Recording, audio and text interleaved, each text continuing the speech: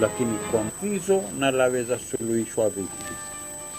Badili ya kusukuma mambo mukayasoza kama hivi wanavyofanya na kutunga kanuni mpya, nani awemo. Haya ni mambo kabla hayajapitishwa huu mswada, haijafanya.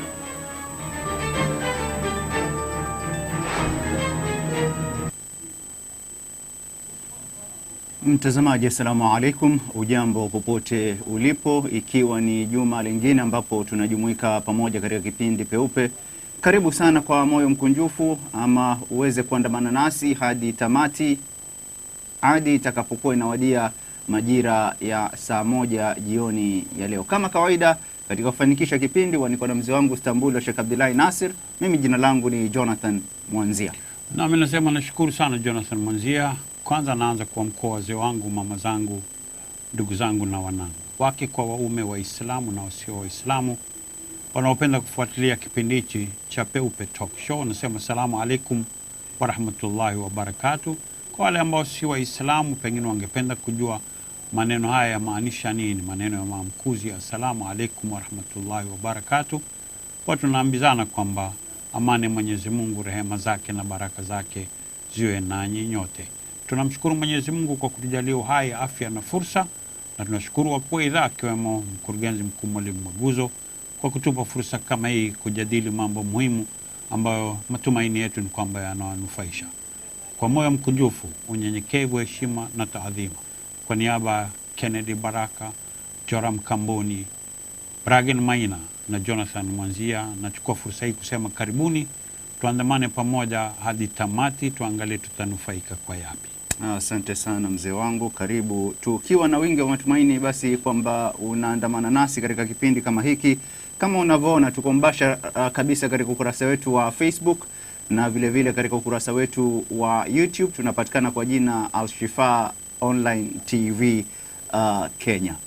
Mada ni bila shaka ni zile dhulma za kihistoria, na zaidi ya yote ni kwamba tumefungamanisha masala hayo na masala mazima ya ardhi. Na ikiwa labda umekuwa nasi katika kipindi juma lililopita, kutoka siku ya Jumatatu iliyopita kufikia siku ya Ijumaa juzi, nafikiria kwamba uliona ni namna gani ambavyo tuliweza kutiririka, na nafikiria kwamba mzee wetu siku ya Ijumaa tukaweza kutathmini yale yote ambayo tulikuwa tumeyazungumzia katika juma lililopita. Leo kwa heshima na taadhima kama kawaida mzee wetu, naona kwamba mada ni hii na tuko katika sehemu ya 4 leo. Tafadhali kwa heshima kama kawaida tuelekeze. Karibu sana.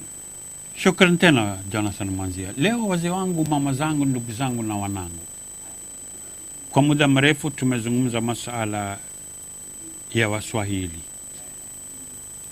lakini watu wengi, mimi binafsi, wananiandikia, wananipigia simu, wengine walikosa vipindi vilivyopita, wanataka kujua Waswahili ni kina nani.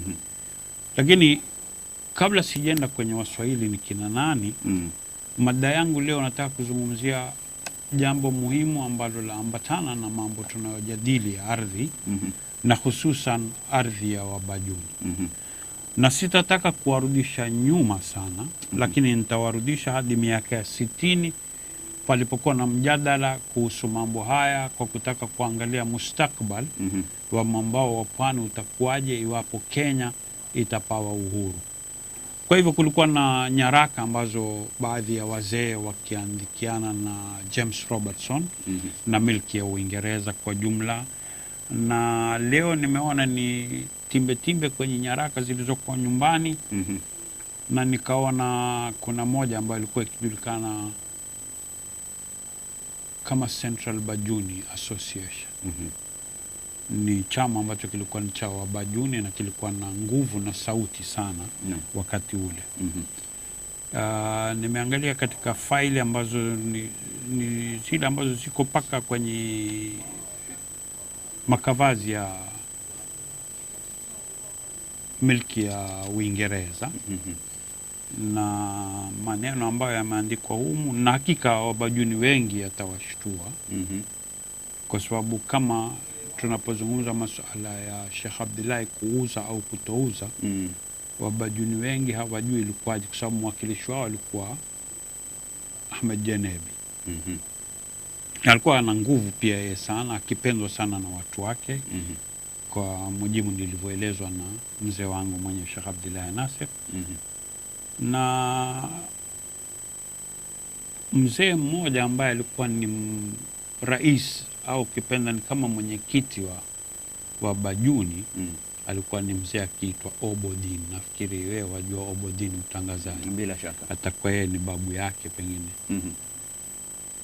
Leo nataka kumsoma yeye na baadhi ya wenzake waliandika nini kuwajulisha Waingereza matakwa yao kama Wabajuni. Na mule tutaweza kufahamu ardhi ya Wabajuni ilikuwa ni pana kiasi gani, sababu yako maneno mengi wamezungumza. Na ningependa kama kawaida yetu, iwapo ndugu yetu Kennedy Baraka atakuwa yuko tayari akituwekea kwenye stream yetu, tutaanza kunukuu kutoka faili, manake iko picha ile faili ambayo imeandikwa kwa wino mwekundu secret. Ukiangalia utaona file number, alafu kuna kama duara hivi boma limeandikwa 11B, alafu wana office of the chief secretary, lakini juu kabisa baina neno secret na office of the chief secretary utaona colony and protectorate of Kenya. Chini yake kuna neno subject, alafu tena neno secret kwa wino mwekundu, alafu kuna maneno yameandikwa kwa mkono. Commission of Inquiry Written Evidence.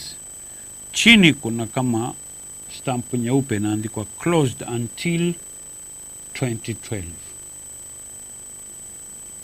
CO ni Colonial Office 894/12.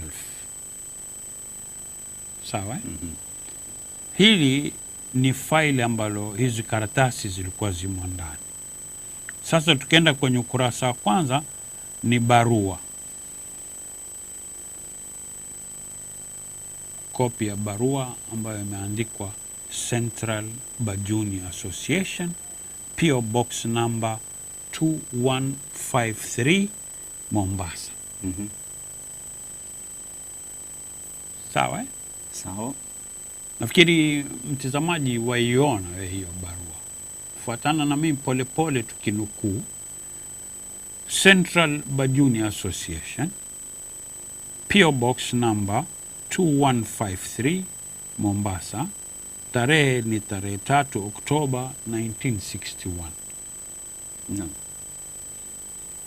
Kisha inaandikiwa the private secretary, ambayo yeye private secretary anaandika to His Excellency the Governor of Kenya, Government House, Nairobi. Kisha yeye wasema private secretary amwambia governor, I am directed, dear sir, I am directed by my committee to enclose a petition to His Excellency made on behalf of this association, which represents the Bajuni peoples. I am also directed by my committee to forward a copy of the petition to His Highness the Sultan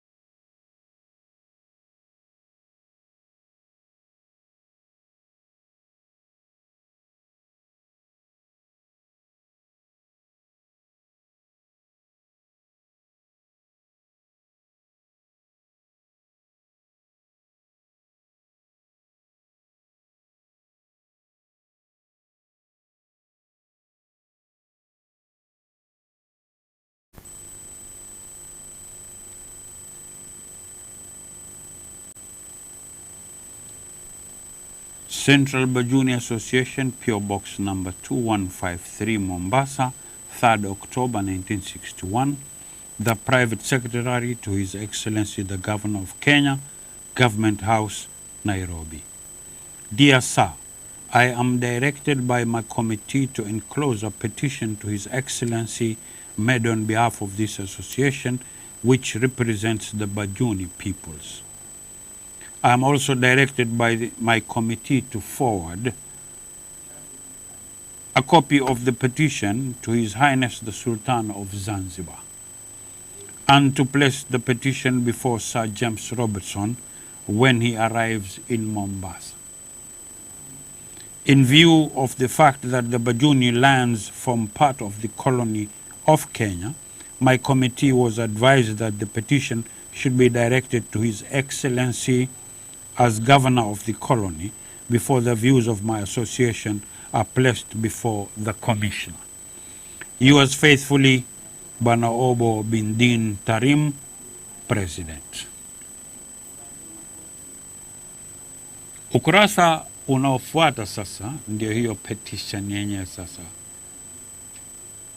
Ile ilikuwa ni introductory letter, ni barua ya utangulizi, wanakuletea kitu fulani, nyaraka hizi kuhusu bana, ikae kama kumbukumbu hii, maoni ya Wabajuni.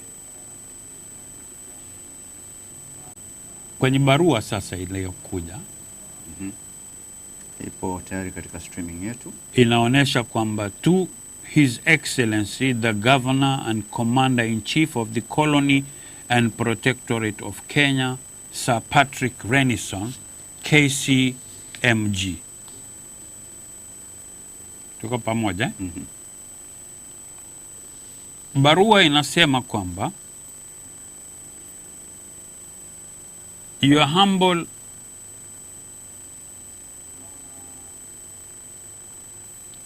humble petition of the Central Bajuni Association humbly shows, Your Excellency, we, the elected senior officers of the Central Bajuni Association, humbly petition Your Excellency to convey the following representations to Her Majesty's government through Sir James Robertson, the Commissioner duly appointed by Her Majesty's government to inquire into the status of the Kenya Protectorate. 1. The Bajuni people, who comprise 5 of the 12 tribes of the Swahili people, known as the Wakatwa, Washaka, Wapate, Wafaza, and Wagunya, and who in fact constitute the majority of the 12 tribes, regard themselves as subjects of His Highness the Sultan of Zanzibar, and as such support the aspirations of the other indigenous peoples of the Kenya Protectorate for non-integration with the colony of Kenya. Owing to historical anomalies, the Bajuni peoples are outside the delineated area of the Kenya Protectorate, and due to these anomalies, the Bajuni peoples find themselves de facto part of the colony of Kenya, and accordingly, their case must be dealt with separately from that of the Protectorate peoples.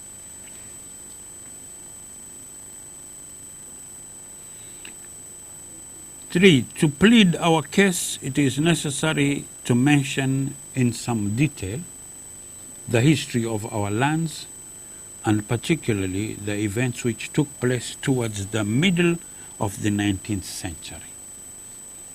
The Bajuni lands outside the Protectorate stretch from Kipini northwards to the present Somali border, and include, with the exception of Lamu Island, which is part of the Protectorate.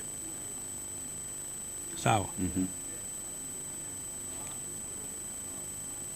Tukimgoja yeye atuletee hapo kidogo, na yeye ndugu yetu Kennedy.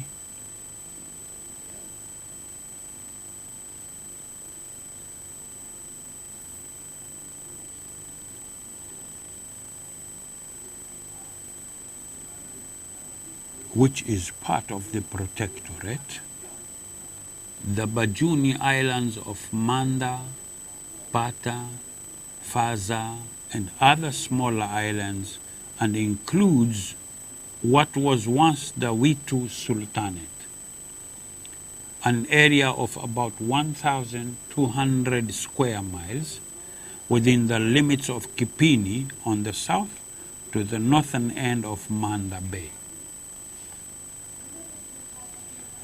The settlement of the East African littoral by the ancestors of the Bajuni people dates back into history to the times when these parts were settled by an emigrants from Arabia and at one time stretched from Kismayu in the north to the Tana River.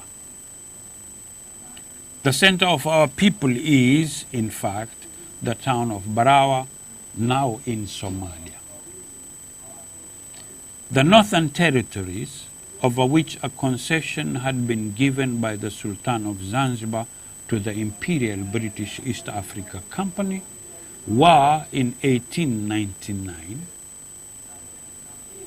with the consent of the Sultan, transferred to the Italian government, subject to certain reservations regarding the port of Kismayu, and eventually the Sultan sold his sovereign rights over these territories to the Italian government.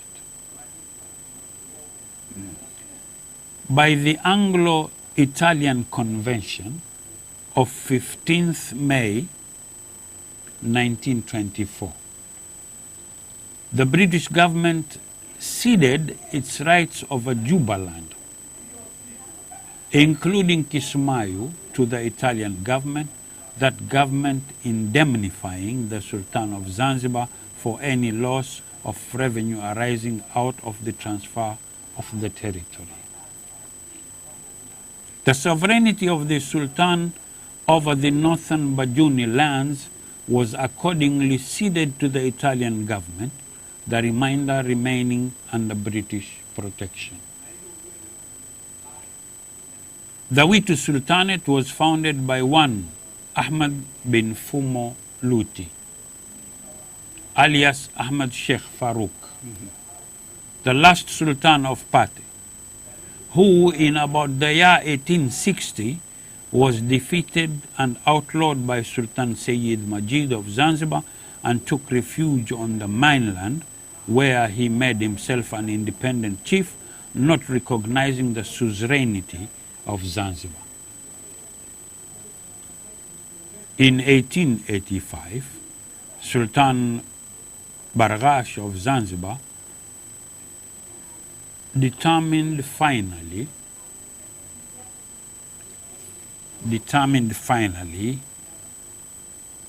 ndugu Kennedy, nafikiri tunaenda ukurasa unaofuata.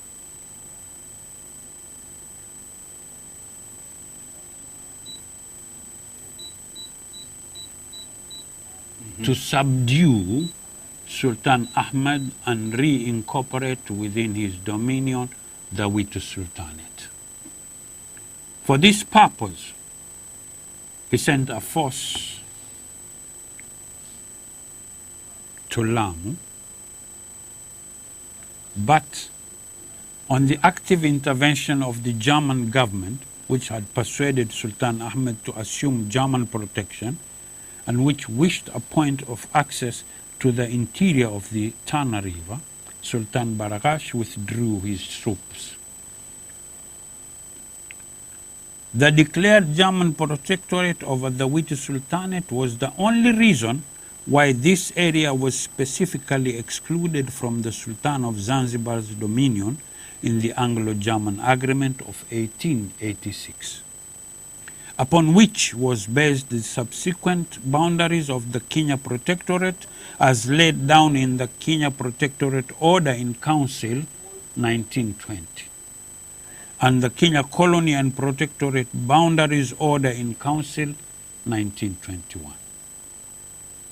From 1886 onwards, the German government consolidated its hold on the Witu Sultanate when the German Witu Company was established and covetous eyes were directed against the part of Lamu which remained within the Sultan's dominion and the Imperial British East Africa Company's concession. The dispute between the British and German governments in this area were finally resolved by the Anglo-German Treaty of 1890, whereby the German government agreed to surrender the territory occupied or claimed by it north of the British sphere of influence, in consideration for which Germany purchased the Tanganyika coastline from the Sultan of Zanzibar for £200,000, and Britain ceded to Germany the island of Heligoland.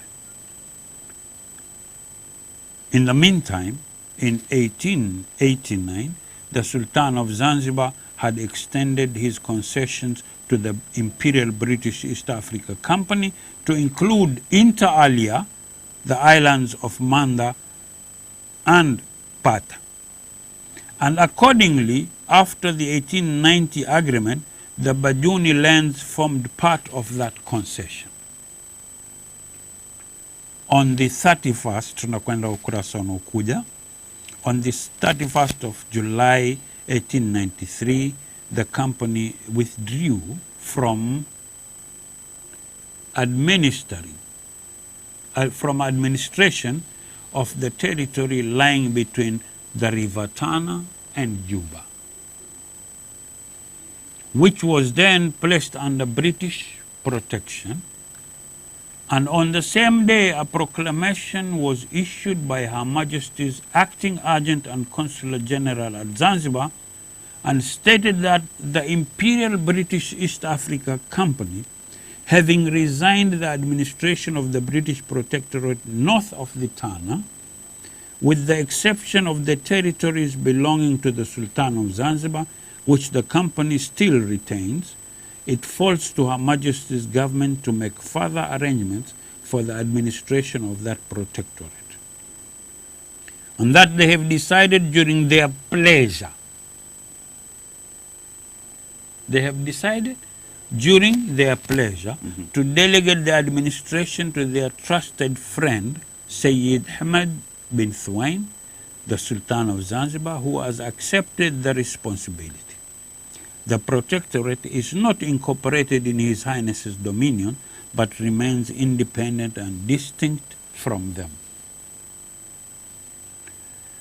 On the 14th December 1895, the Anglo-Zanzibar Agreement was signed, whereby the Sultan handed over the administration of his mainland dominions to the British government, but in view of the proclamation of 1893, these did not include the Bajuni lands, which continued to be administered by the British government under its previous protectorate rights, and eventually, with the Kenya Protectorate, formed part of the East Africa Protectorate.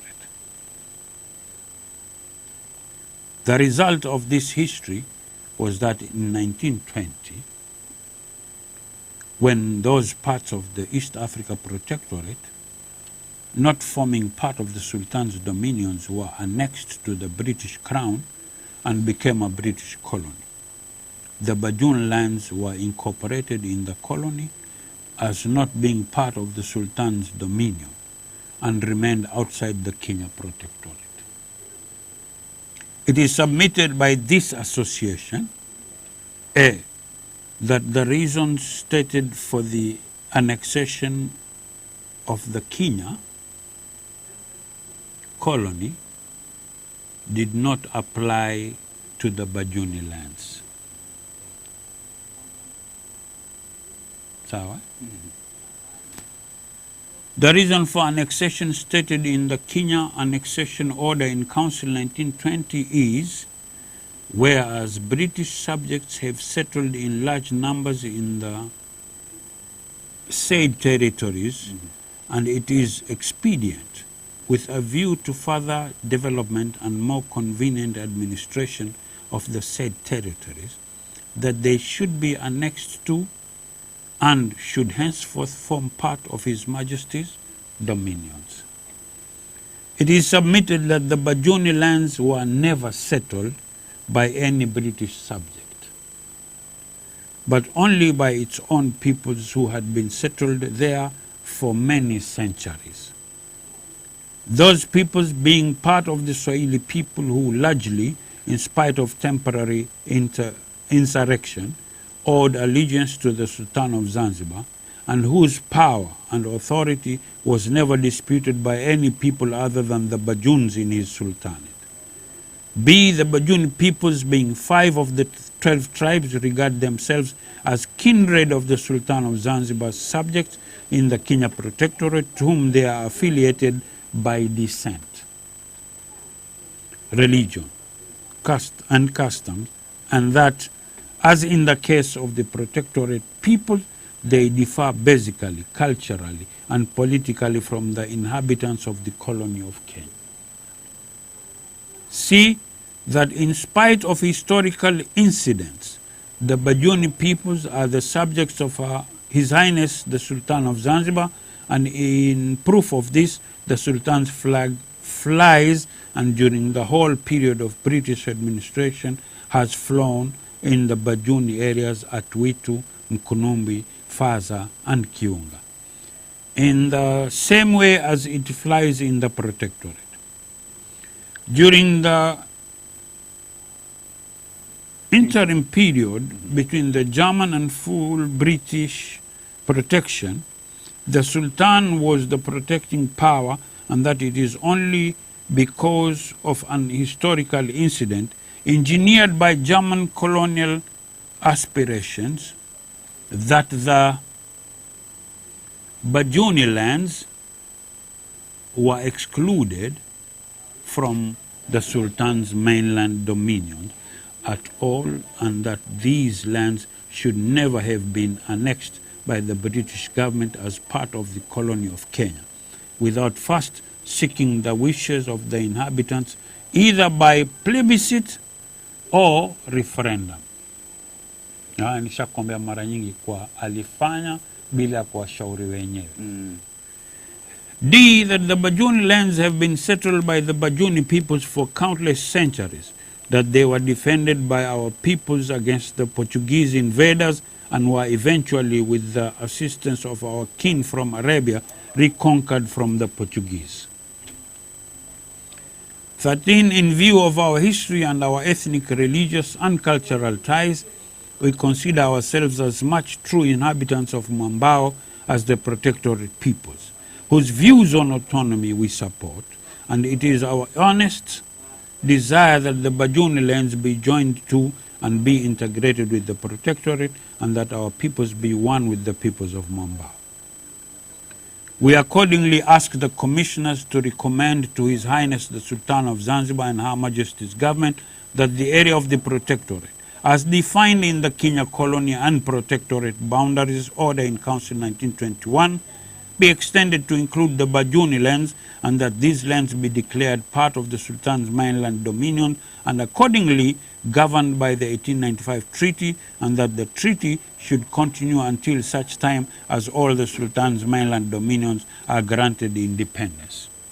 And your petitioners shall ever pray, dated at Mombasa, Kenya Protectorate, this 3rd day of October 1961.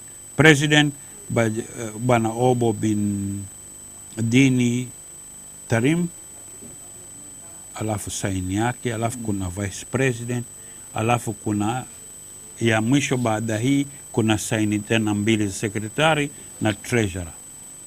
Naona kama ni Abubakar Jahadhmi, na huyu mwingine ni Ali, ana jina jingine hapa si alisomeke, Ali Mbaraka au Ali nani.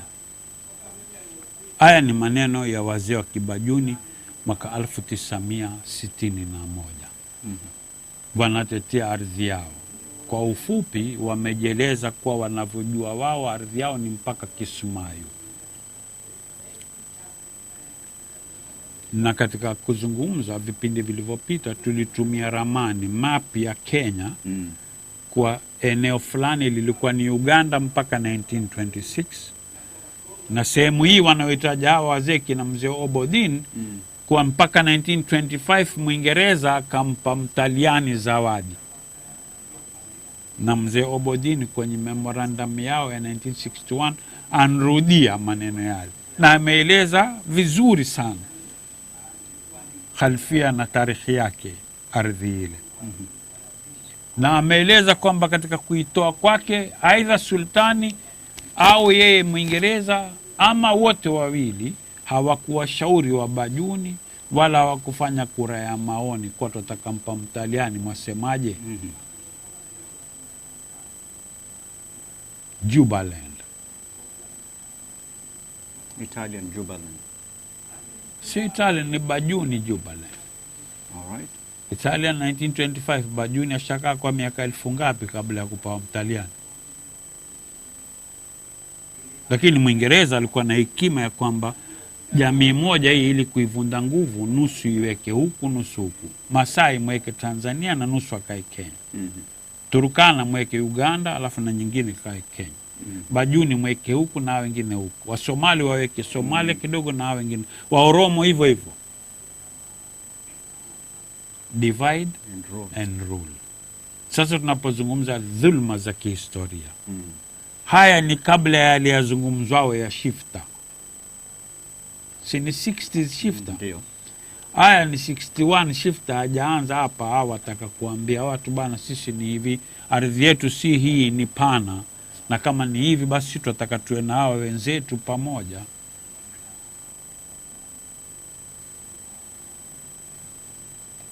Kwa nini nimeileta hii mada?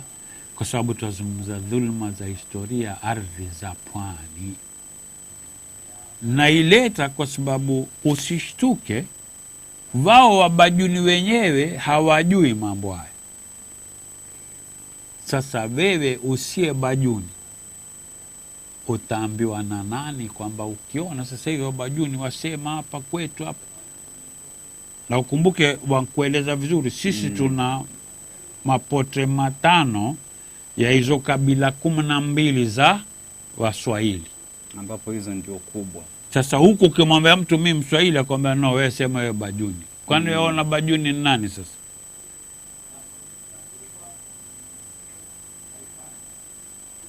Na kama yale nilikwambia, unaona yakizungumzwa masuala sasa hivi, ukimwambia mtu wewe Mgunya akasirika. Sasa huyu mzee wa Bodini alikuwa hajui yeye.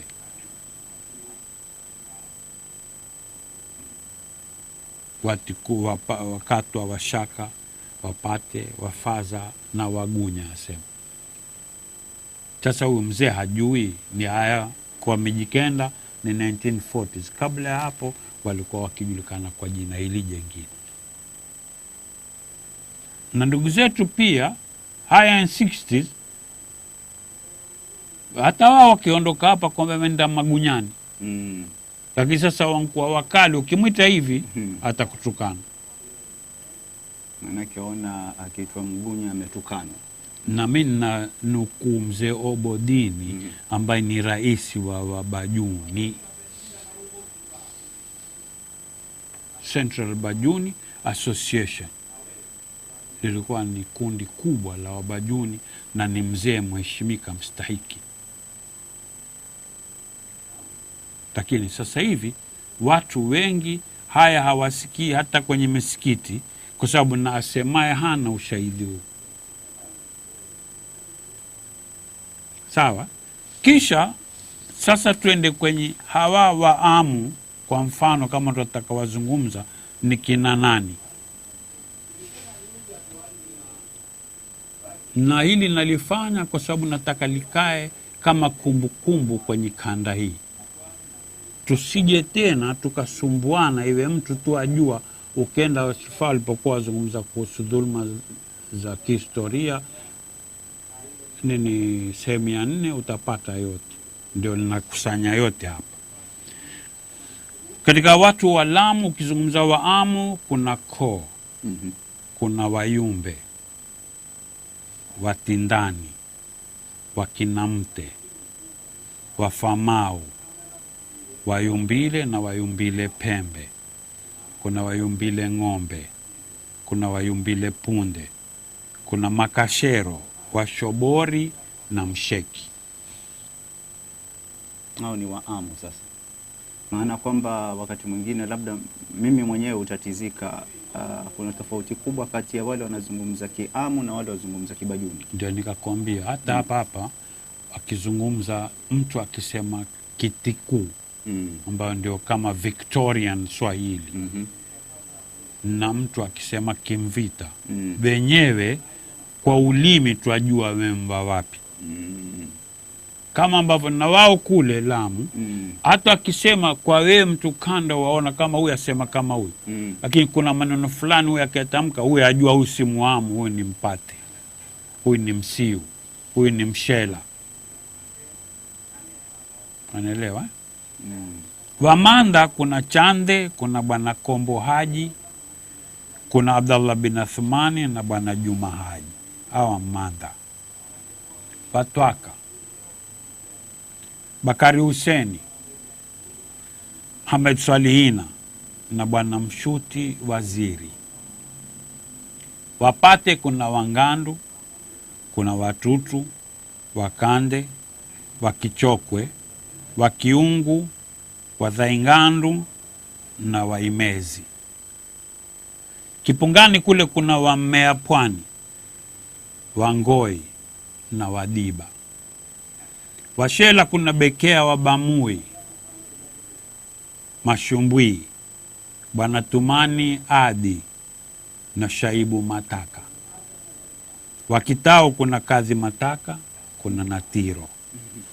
Kisha Watukutu kuna Wayako, Wakitaka, Wakipai na Mbaraka Msuri. Watikuu au kipenda yenyewe wapenda kuitwa Wabajuni kuna wagawanyika makundi mawili. Kuna miuli, kuna bana 10, kuna miuli 8 na bana jumla niko 18. Kisha kuna wamiuli hawa ni Wamuomwe, yani Muomwe hawa, Mchismayo, Mchidhindani, Mveko, Mchandaa, Vadhipingoni, Vyangovi, Vyangumi, Vyakoyama na Vyagede. Hawa wamiuli. Wabana kuna Nkilio, Avutila, Amishiri, Rasimale, Firado, Hatikawa, Fakava na Vadaile. Wasiu kuna Waungwana Ngamia, kuna Autila, kuna Wadaile, kuna Wakilio, Wandarasemali, Waamishiri, Wahartikawa, Washangaa, Wadumbulili, Wardumila, Wabanusadi Waswahili, Mungo Bakari, Wanawandege, Wabilasho, Wayawa, Wafirado, Mwita wa Pwani, Wafamau, Roko na kina Mgauga. Washaka kuna Rasani, Maringani, Fumoliongo na Mwenye Mfalume. Wauziwa kuna Shemoroma, Beke Kitwetwe, Bamwalimu. Na Ijungama kuna Hamadi Kadhi, Hasani wa Mwenye na Zimrata. Waozi kuna Hazaraji, kuna Bauri na Wenyesa. Wasada kuna Hamadi wa Bajumwa na Bakai. Wapaza kuna Mbau, kuna Shindua, kuna Banu Shaki, Banu Batai, Banu Hani na Kanani. Wakilifi kuna Mwenye Kiwanda, Mwenye Mkomati, Mwenye Shoka na Mwenye Gome Omari. Wa Malindi kuna Banu Shaha, Banu Mbwana, Banu Umanzi. Wa Mutwafi Mwenye Jimwe, Mwenye Rakwe, Mwenye Goziadi, Banu Shemape na Banu Muyaka. Wa Mvita kuna Mwenye Hunzi, Mwenye Kutani, Mwenye Kaeshe. Wa Changamwe kuna Mwenye Ngovo, Mwenye Kitui, Mwenye Koba, Mwenye Faki na Mwenye Mgosi. Wajomvu au wapenda kujita Wajunda wengine, Mwenye Faki, Mwenye Jawa, Mwenye Nguti, Mwenye Chande wa Mwenye Shamania. Na Wakilindini ambao ni sisi kuna Mwenye Hudumzi, Mwenye Nguti wa Mwenye Mwenzagu na Mwenye Koba wa Dani. Kisha kuna mwenye unzi, mwenye kayo wa Pembe, mwenye Hasani wa Hasani. Lakini hawa wengine huku kwenye Wajomvu kuna na mwenye usi wa Muhaji na mwenye ulede wa Ndao. Watangana kuni mwenye Gwisa, mwenye Umbwi, mwenye Mjaka na mwenye Muli. Sasa kuna na Wabarawa kwa sababu hiyo Jubaland. Sasa hawa Wambalazi, Shina ni Shangamasi na kozao 5 Dakhtira, Guigal, Tune, Dafraf, Tune Ture. Na katika hawa wagawanyika makundi mawili, Wakatwa wa Firado na kundi lingine lililokwenda Pate, baadhi yao ni Kumkhatim, Rerewali, Mkaya, Kuvulahi, Rere ya Karani na Lamawi. Wabarawa wao wanajiita kwa kabila ya Wambalazi au Wabarawa. Wangazija nao pia ni Waswahili. Wainyaishe, Wambude, Wainyarajabu, Wabambao, Wainyakodoa, Inyafezezi, Wainyarume, Waistanda, Istanda mjini, Nsujini, Wanzuani, Wambeni, Wahamahame, Wamayote, Wamoroni, Wabangwa, Wamutsamiuli. Unaona sasa watu walivyoshikana sana. Ni koo hizi ndio nikakwambia ile unakubali Washona, Wapemba utaki, na ukisikia ile majina ya Wakilifi utaona majina ya Kipemba, ukisikia Watangana utaona Wapemba pia wanayo. Kisha Lamu na Ngazija na Barawa wako watu ambao kundi la pili la Waswahili ni lile la wageni waliokuja katika miji ya Waswahili wakawaoa wanawake wa Kiswahili, na wengi wao ni Waarabu katika visiwa vya pwani ya Kenya, na baadhi ni Waajmi au Wapashia. Mtoto anayezaliwa anakuwa ni mmoja kwa moja ndio Mswahili wa kundi la pili. Na hawa utawapata zaidi makabila ya Kiarabu yaliyokuja mwambao wa Afrika Mashariki ya Kenya. Kuna Mahzumi, Jahadhmi, Al-Maawi, Al-Bakari, kuna Al-Busaidi, Al-Hussein, Abu Bakr bin Slim Sharif, masharifu hao, Al-Mahdali, masharifu pia, Shatri, masharifu, Jamali Leil pia masharifu, Sagaf, masharifu, alafu kuna Baskuti, Al-Abthani, kuna Nabhani, kuna Al-Bauri, kuna Al-Rudaini, masharifu, Shamuti pia wako, Baakori, Ganzel, Bayusuf, Basaida, Bahemedi, Basheikh, Bahri, Basalama, Khambushi, Baakeli, Baakabe, Binhiriz, Alwaili, Alhatimi, Alnadhiri, Alamudi na Alkindi. Kisha kuna Baates, Baagufa na Bashahbal na Baalawi pia wako. Lakini Pate huku kuna Albatawi, Albauri, Alnabahani, Alrudaini ambao ni masharifu, Jamali Leil masharifu na Al-Khalidi. Kina Balawi wako katika pote gani lako? Bado hapa. Batawi hawa si Balawi. Balawi wako huku tutakuja. Wako manake wanahusiana zaidi na kundi lililokuwa manake Balawi pia nafikiri wako kwenye usharifu. Lakini wako kwenye kundi la Waarabu waliokuja. Manake mimi nafahamu kwamba ni masharifu wao, nasikuona kama wametajwa hapo. Ndio, wako kwenye kundi la Waarabu waliokuja. Tikuuni huku Bajunini kuna Al-Nadhiri, Baskuti, Banu Stambuli, Nofali, Al-Khazraji na Al-Ausi. Kisha Siu kuna Abu Bakr bin Salim Al-Hussein masharifu, Jamali Leil pia wako Siu masharifu, Shatri masharifu, Shihali au Sagafu masharifu na Rafraf. Sawa. Mombasa Mvita kuna Mazrui, Al-Mazrai, Al-Mandri, Al-Riyami, Al-Shikeli, Shirazi, Pashanawa, Al-Bashekh, Al-Hinawi, Al-Maamiri, Balala na Timimi. Sawa. Barawa au kwanza tuende Malindi kuna Al-Kindi, Al-Amudi, Bawazir, Bakhshuen na Baakabe. Na Barawa huku kuna Al-Waili, Al-Hatimi, Al-Nadhiri masharifu, Al-Mahdali ni masharifu, Jamali Leil pia wako Barawa masharifu, Baskuti na Jamali Leil tena. Komoro Ngazija kuna Al-Husaini ni masharifu, Jamalillayl Masharifu pia wako Ngazija. Al-Nabahani na Bashrahil wako Ngazija. Sawa na hawa ndio utaona yale niliyokuambia jana majuzi kwamba ufuo ulikuwa ni nchi moja kwa miaka 1300 kabla ya kuja wazungu na kukatiana ardhi watakavyo wao. Hapa ndipo ninapokuambia huwa pananishtua kwa nini Mngazija atakuonekana mtu kando. Na naomba nisikizwe kwa makini ndugu mwanzi.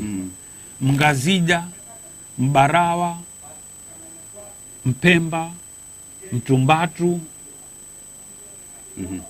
Kwa nini hapa kwetu anakuwa ni mtu kando, wakati kabla ya Mwingereza kutukua mamlaka, hata wakati wa sultani, hawa walikuwa waingiana na kuzaana, Wapemba na watu wa huku kama Watangana wankwenda Pemba, Mazurui wankwenda kule, Wapemba wankuja huku.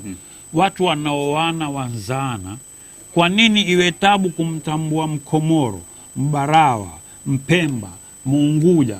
Awe apata tabu hapa mtu ambaye ni mmoja na watu wa hapa kwa miaka 1300 kabla ya yule Mwingereza kuja. Alipokuja yeye ndio awatanisha. Sasa wewe ipime mwanzia miaka 1300 nyi maishi kama jamii moja, lakini kwa miaka 150 mungawanywa. Sasa kila ukitaka kusema mimi huyu ndugu yangu ambaye huyu ni mtu wa kule, lakini alafu waja kama wasahau wewe, aingia mtu kwa miaka 58 wewe wamtambua kwa huyu ni raia. Hata idadi yao Washona haifiki idadi ya Wapemba. Kuna Wapemba wengine bidi wajidai Wagiriama, wengine Waduruma, wengine Mbadigo, lakini ni Mpemba. Aogopa akikombea ni Mpemba hata tambuliwa. Ushaona sasa? Sasa faida ya hichi kipindi ndugu yangu Mwanzia, nimesoma nyaraka hizi za mzee Obodin marehemu, Mungu amweke mahali pema, kukuonesha wewe ambaye tuwazungumza mara nyingi, lakini zaidi ni wale ambao wako kwenye mamlaka ya serikali, kwamba jamani, kuna mambo mimi naelewa kama Istanbuli kuwa hamuyajui. Sasa hapa kwenye kipindi, kwa sababu Al-Shifa nembo yake, neno lake kuu ni kukuwezesha. Na Peupe Talk Show kila siku nasema ni kipindi ambacho huwezi kupata mbadala kwenye idhaa yoyote. Hakuna idhaa ya kufanyia mambo haya. Sasa naelewa mimi mnapowapa tabu ndugu zetu ambao sisi wenyewe twajua hapa ni kama kwao, kwa sababu tushazaana. Lakini na wao pia nataka kuwaomba wajue kwamba licha nyinyi, sisi wenyeji wenu hapa au hawataki kututambua. Wasema hakuna Waswahili. Kwa hivyo usione ajabu wewe ukikataliwa. Sasa ninachojaribu kufanya nini? Kwanza kumwelewesha huyu ambaye yuko serikalini kwamba hayo ufanyayo makosa. Lakini kabla sija kuletea huyu mwenzangu, kwanza mimi nataka wewe ujue kwamba wewe kunitambua mimi, it's not a favor, si fadhila wanifanyia, ni haki yangu. Tena umeninyima kwa muda mrefu. Ndio kipindi cha juzi nikakwambia wiki iliyopita kwa sasa hivi tunajaribu kumaliza mambo fulani ambapo yakishatimia tutashtaki kila mhusika kwa muda ule ambao mumetufanya sisi tujihisi wageni kwenye nchi hii ambayo ni ya babu zetu, nchi ambayo tuko umri mrefu kuliko Wakenya wengi, ambao si kuwa tuko muda mrefu tu, mpaka mambo yetu wao watutawalia, hatushauriwi. Lakini ninasoma barua ya Bwana Obodin kukuonesha kwa haya kwanza leo. Hata Mwingereza alikuwa hatushauri, kwa sababu yeye amekujaza fikra hiyo, ni yeye ndio aloanza, kwa sababu ajua huyo mimi nikimwacha akikaa hivi hapa itakuwa ngumu kupata wala. Sasa na mwenzangu mimi ambaye ni Mswahili mwenzangu, wengine huwa waghadhibika, wengine huwa waona we muoga, waambie ni si mambo yataka jazba, hayataki hamasa, yatakaelezwa kihikma, kibusara, kwa sababu si kila mtu mwandazimu, na nawaomba nyinyi wenzangu, mimi wenyeji wa miji hii yetu, watu walioko kwenye mamlaka ya serikali, si kila mmoja ajua haya tusemayo, na kwenye kuelezwa hayataki hamaki, hayataki kutukanana, hayataki kejeli, hayataki kukashifiana. Iwapo kweli waweza kuthibitisha, basi pana haja ya kumtukana mwanzia ili akubali, sikumpa ushahidi yeye akashindana na karatasi tu. Sasa na kumpa ushahidi pia pana namna mbili. Ndio hapa huwa panaleta changamoto kubwa. Waona tuwape karatasi kama watu binafsi, au karatasi zipelekwe bunge ili bunge lote lithibitishiwe kwamba haya afanya serikali makosa.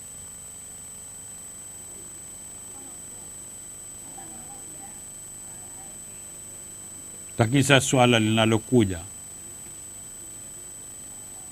kwa ita nini wenyewe kwa lugha yenu, swala kizushi, sio? Jambo kama swala la kizushi tu. Wabunge wenyewe ni hawa. Tusitekane mwanzia. Sawa. Kama teka, lakini nauliza. Wabunge wenyewe ndio hawa waimbao nyimbo za vyama. Hawa ndio mataka waamini wawazungumzia nyinyi mambo yenu. Alafu akiambiwa na mkubwa wa chama chake kwa ile maneno wachana na waona hata kusikiza yeye.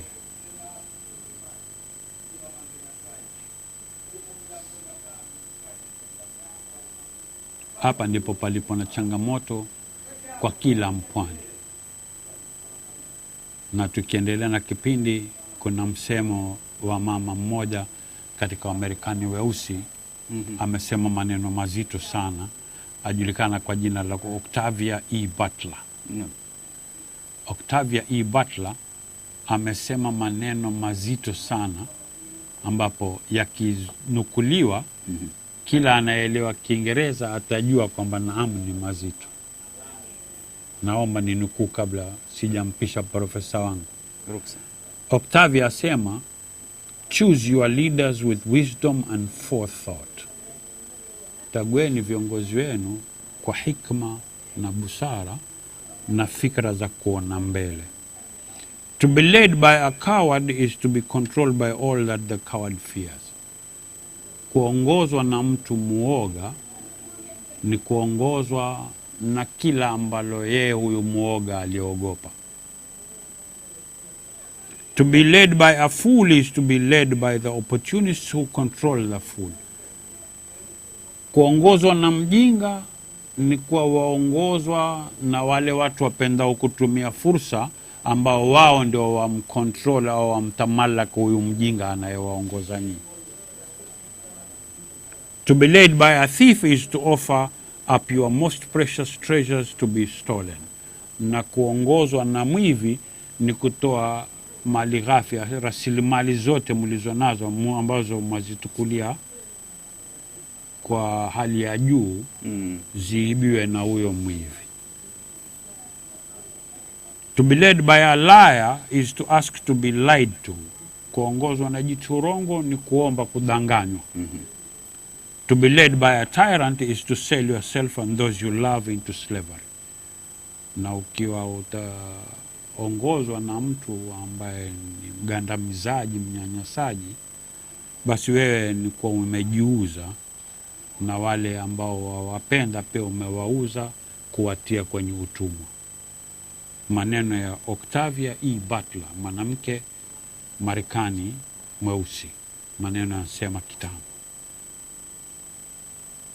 Sasa wakati hadhir, sasa hivi jamii yangu naiona kama hivi, ndio nikapenda kuyanukuu haya maneno.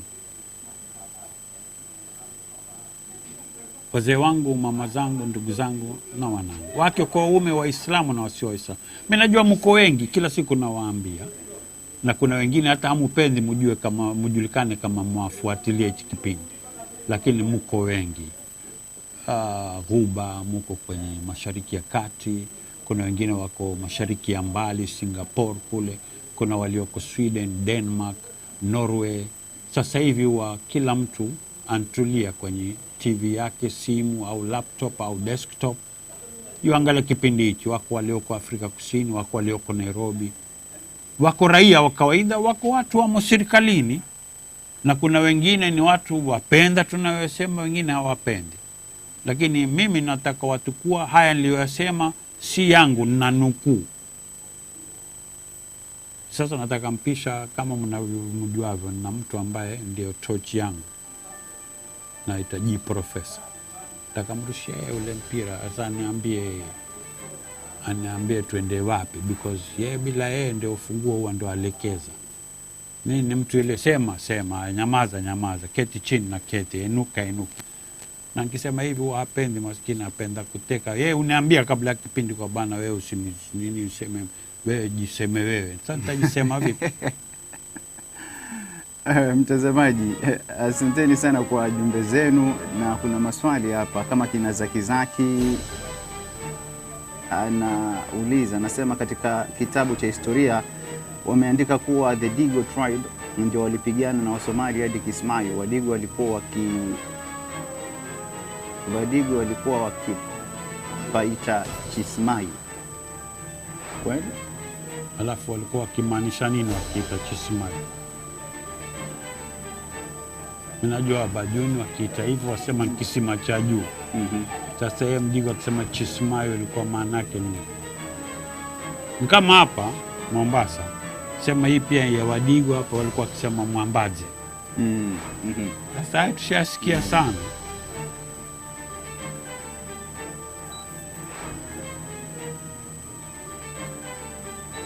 Zazaki huyo ndio ujumbe wake. Omar Muhammad anasema very sad history, Wapemba, Wabarawa na Wakomoro wasiogope. Anasema kwamba they must come out and demand their rights prior to colonization and independence. Anasema mfumo ni wetu. Anafikiria kwamba ufuo, all right. Nafikiri swala hili ndio nikana kuuliza, na nafikiria kwamba umeweza kuliweka wazi kwa sema kwamba watashtakiwa mmoja baada ya mwingine. Ndio nikakwambia sasa, unaona kwenye ile nikikwambia tuajipanga mambo fulani, kuna ripoti ambazo tuaziandika. Kisha kabla ya kujifanya, kwa sababu huwezi tu kuamka ukajitia wewe utawakilisha kila mtu. Pana wenzio watatokeza da mimi huwa ni wakilishi mimi. Ndio aliyotokea miaka ya 60. Wakati kina Sheikh Abdullah wako Lancaster, wako watu humo walikuwa wakitoa maneno, wakipoa kitu kidogo akiandika telegram kwa no huyu hata mimi anizungumzie. Sasa ndio nakwambia na wazungu kwa uwerevu, wewe uko mkutanoni, wewe mkali wapiga meza.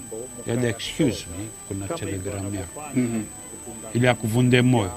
Kwa hivyo kwanza tutawaita watu, na tena nasisitiza kwa ruksa ya serikali, tutawajulisha serikali, tukutana, tutakazungumza haya, tutaalika na serikali iweko tukizungumza. Ili tupate rai na idhini ya wale tunaosema tutakawawakilisha. Rai ni mbili. Moja ni kwenda mahakamani, pili ni wajumbe washajiishwe kwamba watatukua wao wapeleke bunge, ambapo likienda bunge moja katika mawili yatajulikana yasemwayo mkweli au ni urongo. Mimi rai yangu, ushauri wangu kwa watu wangu ni kwamba yakienda bunge mbora zaidi, yakaa kama kumbukumbu. Na bunge ina wadhifa mzuri na wasta mzuri wa kuweza kuwasiliana na balozi wa Uingereza, balozi wa Ujerumani, serikali ya Uingereza na serikali ya Ujerumani kwa nyaraka hizi, wakaulizwa hizi nyaraka kweli, kwa sababu ziko kwao, zinaandikiwa wao. Shida wajumbe wetu waona tabu kukubali kwamba sisi hatujui mambo haya. Aona itakuwa unamtweza hadhi yake, unamvunda kabisa hadhi yake, unamfanya kama basi kama hujui faida gani. Na ndio kila siku nakwambia kwamba si lazima mimi au Mwanzia wewe ukiwa utaweza kurekebisha haya na wewe ni mbunge, ninachotaka wewe usije kwangu mimi moja kwa moja. Hichi ni kitu cha umma, tuite umma, ukipawa utoe na time frame hapa paka lini mtakuwa muwata tofauti zenu za vyama na maeneo mnaowakilisha, ukabila, rangi. Sasa mkienda kule mtakwenda kama wasemaji na wawakilishi wa maslahi ya watu. Vyama vyenu mtaweka kando, waombeni hao wakubwa wenu kwamba bana, kwa hili chama mtatusamehe. Na halitaki vita, tunkuja uliza haya maneno kweli. Basi haya sijui kwa nini watu wahamasishana mara ikuwa matukanana na watu wa bara. Kama ziko ithibati, kuna ushahidi wa haya maneno, utukuli ushahidi pole pole kwa njia ya busara na hekima. Watu wastaarabu, zungumzeni lugha ambayo haitobwaga watu heshima zao, wala haitowafanya nyinyi muonekana kama watu hamuna maana na watu mnaowakilisha. Sawa. Omar Muhammad asema assalamu alaikum. Anasema kwamba we need to have a special coastal committee fighting for our rights and reparation for all the ill they did to our forefathers. Anasema we need the same rights as Namibia and Angola. Mimi nitamwambia Omar, nataka kitu kimoja. Nakubaliana na yeye 100%. Lakini kwa sababu ya watu wengi mwanzia hawajui. Unaona, mimi nikikwambia wa Portuguese miaka 200. No. Yule lai walipa preparation, alipa fidia wenyeji hapa Waswahili. Hapa mpaka Lamu, Pate, Faza. Yani ile serikali yake yaweza kwenda hasara. Na ushahidi huko kwa yeye hakuja tu yeye kama Mportugizi, ampa ruhusa na kanisa Katoliki papa aliyekuwako. Kwa papal bull kuna ilani kabisa, kama popa wantoa paka ile mijiuni jela, kwa kila ukiua Waislamu wengi wewe waingia peponi na ardhi yako ishika mwenyewe kabisa karatasi. Unaelewa?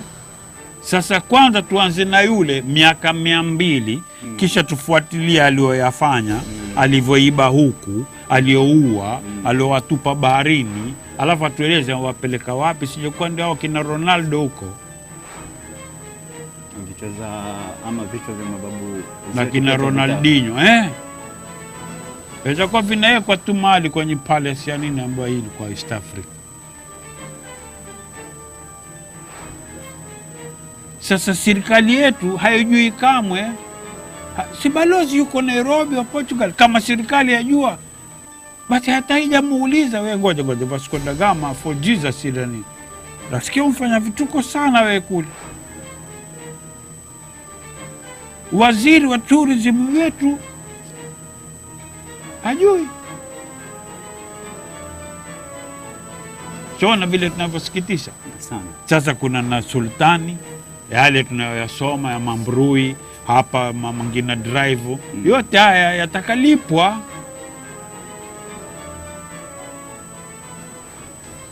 Asante. Ragesh na Babes anasema assalamu alaikum. Wa alaikum salam. Kuna ndugu yetu Joseph Baraka anasema ujambo studio Star na Mwanzia. Anasema anapongeza Star kwa historia hiyo ya kiufasaha sana. Asante sana. Shukran. Joseph Baraka. Kuna Fatuma Mary ambaye anasema shikamoo studio Star na Mwanzia. Anasema anawapata vyema sana na anauliza, je, Wamakonde ni jamii ya Wapwani? Wamakonde walikuja pia, lakini walikuja kwa sababu ya kazi, ni leba. Kwa hivyo si kati ya jamii ya Pwani. Lakini wamekaa muda mrefu. Wametokea wapi? Mozambiki? Wamakua ndio wametoka Mozambiki. Ambapo wao na Wadigo ndio wamezaa Mduruma. Kwa sababu Mduruma hakutoka Shungwaya. Wamakonde watakuwa toka sehemu fulani za Tanzania. Lakini waweza kuwa walikuwa wanatoka kusini, lakini ndio namna ya kuishi kama vile Wazimba, Wasegeju. Naona wote hao wanatoka kusini, lakini wampanda pole pole, waishi hapa mpaka wakifika wakati wakipigana waondoka tena wasonga mbele. Au wakija kitafuta kitu fulani waja hapa Wazimba wale walikuwa kila watu waswa. Walikuwa kwa hapa kabla ya jamii nyingi ambayo sasa iko hapo Pwani. Wazimba walikuwa kwa kitambo. Hata Wareno wakuta wa Portuguese wakija wakutana na Wazimba hapa. Sawa. Kennedy Baraka anasema eko star na mwanzia kwa historia komavu hapo. Shukran sana. Yaya El-Mukhtar anasema ahlan wa sahlan amina, mwanzia tuko pamoja katika kipindi. Shukran. Marcelina anasema asalamu alaykum, anasema anapongeza kipindi, anafurahi kujua historia ya Pwani. Nashukuru. Shukran sana. Nafikiri kwamba wengi tu kwa wale ambao wanafuatilizia upande wa like, kuna Nzuma the Boss Chick, kuna kina Ragish na Babes. Shukran. Kuna Salim Mbua, kuna Othiam Abdallah, kuna Saidat Shabiha Sagaf, kuna Hassan Ali Omar, kuna Muhammadin Chabdeiz, kuna Muhammadin Chabadiz exactly. Kennedy Baraka, kuna Omar Muhammad, kuna Joseph Baraka, kuna Fatuma Mary, kuna Marceline, kuna Yahya El-Mukhtar, kuna Ali Bakari, kuna Babu Sudi. Shukran. Miongoni tu mwa wale ambao bila shaka wanafuatilizia. Nafikiri kwamba nitakuwa naangazia upande wa YouTube vile vile. Nafahamishwa kwamba kuna wale ambao wanatufuatilizia upande wa YouTube. Nitataka kutizama hapa nione ya kwamba kati ya wale ambao wako pamoja nasi ni kina nani. Kuna moja kwa moja kuna ndugu yetu ambaye anajiita Khamisi Sheikh. Anasema asalamu alaykum. Wa alaykum salam. Anasema aka Bachuchu huyu, Mombasa 001. Alright. Kuna Adei Balo asema asalamu alaykum bro star. Anasema mwanzia na nyote hapo studio, nyote mna neno insha Allah. Alhamdulillah. Kuna Emo Vora anasema asalamu alaykum star na mwanzia. Asante sana. Miongoni tu mwa wale ambao nataja wachache, lakini nataka kuamini kwamba wengi tu sana wanafuatilizia kipindi kama hiki. Sana. Naam. Hiyo wengi mimi naamini mwanzo kwamba wanaotufuatilia ni wengi, kama ninavyosema kila mara. Ni kwamba wao wenyewe tu hawapendi kujulikana wengine kwamba wao wamo. Nafikiri basi mtazamaji, ikiwa ni saa 12 inaelekea na nusu, nimejifunza mengi leo katika masala ambayo umeyazungumzia. Nafurahi kwamba nimejifunza na mimi bila shaka kwa mapana hayo inapokuja katika Waswahili. Ndio. Sawa, nafikiri kwamba mzee wangu, kama kutakuwa na la ziada tafadhali. Nafikiri kwamba tutakuwa tumeanza kipindi vizuri, tuone namna gani ambavyo kesho tutaweza kutiririka katika kipindi. Shukrani sana Johnson. Mimi kwanza kabla sijasema la ziada, ni kwa mimi nitaomba wale ambao wanatuangalia hivi sasa, iwe ni kwenye Facebook, iwe ni kwenye YouTube, waelewe umuhimu wa kufikisha ujumbe kama huu kwa wengine ambao hawajui kwamba tupatikana online streaming kila saa 11 hadi saa 1 kila Jumatatu hadi Ijumaa. Na hivi kwenye sanduku la Al-Shifa Online TV kuna mikakati na mipango mipya inaopangwa ya vipindi ili kuifanya Al-Shifa iwe bora zaidi kuliko yenyewe. Mimi naweza kutangaza, kwa sababu najaribu kuzungumza na wenzangu, kwa naweza kuja kutoka alfajiri ya saa 12, yani saa 1 tuanza kipindi mpaka saa 4 ili tuweze kuchambua magazeti, alafu kama kuna mjadala wazi tutajadili kila asubuhi. Kwa hivyo nitazungumza na mkurugenzi mkuu, akinikubalia nitakuwa naja tuchambue, kwa sababu sasa tutaingia kwenye msimu wa siasa.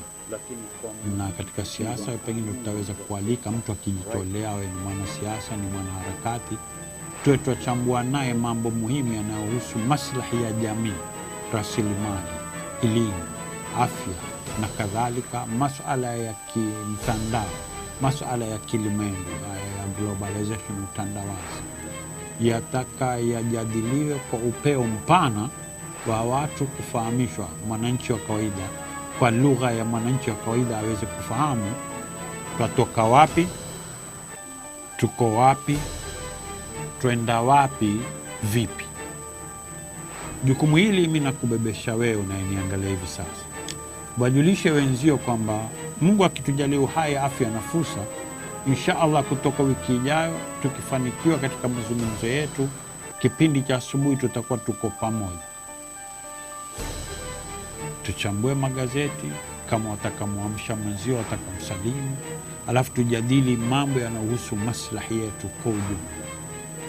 Wakati mwingine tutakuwa na mgeni, aidha mtaalamu, mwanasiasa, mwanaharakati, mkereketwa. Wakati mwingine tutazungumza wenyewe, mimi na nyinyi, na mkurugenzi mkuu akipenda au akikubaliana na fikra, tutakuwa na simu ambayo utaweza kupiga wewe kutoka kokote, tutajadili mambo haya na hata kwenye Peupe talk show tutafute simu. Wakati mwingine masuala kama haya waweza leta ili tuweze kujibu mpaka uridhike.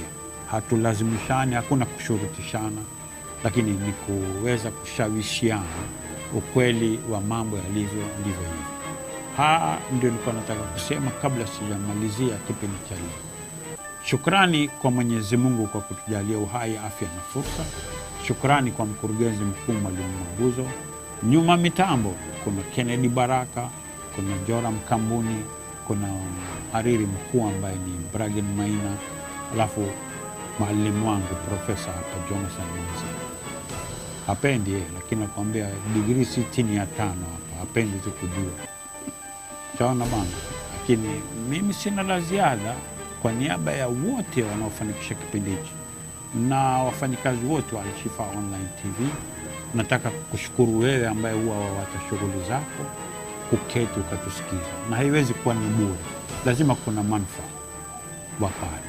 Kama ni hasara tusamehe, tukupoteze wakati. Kama kuna manufaa basi tuombee Mungu inshallah tujalie tena uhai, afya na fursa. Kesho pia ni siku saa kama hizi, inshallah na wewe uwe na jioni njema na usiku mtulivu na uamke na afya njema. Wagonjwa Mwenyezi Mungu awape shifa, awarahisishie. Waliotangulia mbele za haki Mwenyezi Mungu awasamehe na wajalie mahali pema palipo na wewe. Asalamu alaykum wa rahmatullahi wa barakatuh. Wa alaykum assalam. Asante sana Stan. Nafikiri kwamba kila mmoja ambaye amechangia katika kufanikisha kipindi kama hiki amepewa haki yake na takrima bila shaka kutoka kwa mzee wangu Istanbul wa Sheikh Abdullah Nasir. Mimi naitwa Jonathan Mwanzia, basi hadi kesho inshallah. Kwaheri kwa sasa, jioni njema.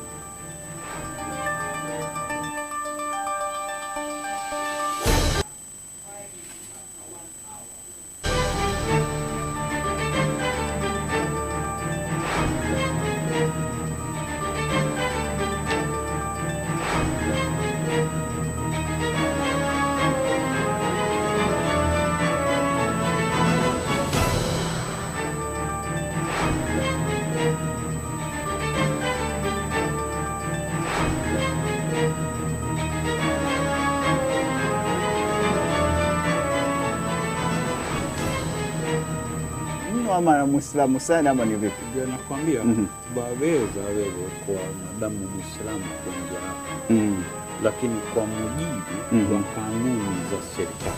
Alright. Nini tatizo na laweza suluhishwa vipi? Badili ya kusukuma mambo mkayasoza kama hivi wanavyofanya na kutunga kanuni mpya, nani awemo. Haya ni mambo kabla hayajapitishwa huu mswada. Haijafanywa